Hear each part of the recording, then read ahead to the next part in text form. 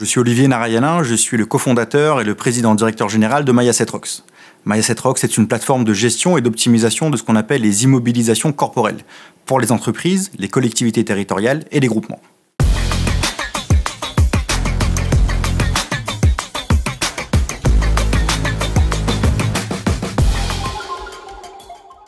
MyAssetRocks aide en fait les entreprises à optimiser la façon dont elles utilisent leurs propres immobilisations et la façon dont elles peuvent les rentabiliser. Les immobilisations, c'est quoi? C'est tout ce que possède l'entreprise, donc aussi bien les bureaux, salles de réunion que le véhicule de service, les entrepôts, les engins roulants, le matériel scientifique et informatique, bref, tout ce qu'elle possède, on lui permet d'en tirer la meilleure rentabilité et le meilleur usage en interne.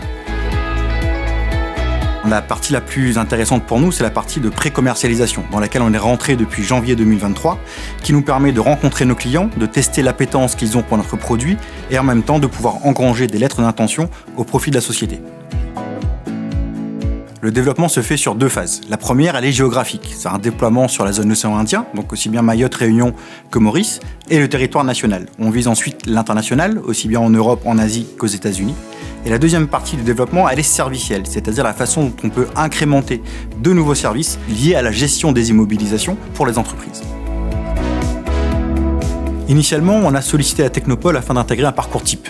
On s'est rendu compte ensuite, en discutant avec la Technopole de La Réunion, que finalement l'intérêt était plus large, notamment dans la coopération qui nous est imposée avec un laboratoire de la recherche publique, celui de Bordeaux nous concernant, qui nous a permis in fine de pouvoir développer un pilier nouveau de notre plateforme, la partie environnementale, qui est née uniquement des échanges avec la Technopole. Me concernant, même si ma définition n'est pas universelle, il y a deux formes d'innovation. Il y a ce qu'on appelle l'innovation de rupture, celle qui rompt avec l'existant, et il y a l'innovation incrémentale, celle qui permet de faire évoluer de façon continue l'existant. Cette innovation incrémentale doit cependant être suffisamment substantielle pour que la valeur ajoutée qu'en tire le client soit suffisante afin qu'il justifie de passer des solutions existantes à la nouvelle solution. À mon sens, il y a trois qualités fondamentales pour l'entrepreneur. Il y a d'abord la polyvalence, la créativité et la résilience. Cette liste n'est pas limitative et ce que vous n'avez pas en vous, vous le trouverez certainement chez un associé.